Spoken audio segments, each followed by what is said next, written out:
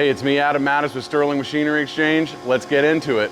This is a Durma press brake that needs a little bit of love. If you have the right expertise and you can work on these machines, this might be exactly what you're looking for. If you have a whole plant full of Durmas and you have repair people that you know what you're doing, this might be the machine you're looking for. We're having a little bit of issues with it on programming. It may need to have the program re-entered into the system, but everything else seems to be on, working, clean. The hydraulics seem to work. We can get the ram to go up. You can see your light curtains are working, hydraulic clamping, CNC bed crowning, X, Y, Z, R. It's got a lot of options on it at a really special price. So if this is something you're looking for, visit sterlingmachinery.com, or you can come visit us here, check out the machine and make sure it's the one for you.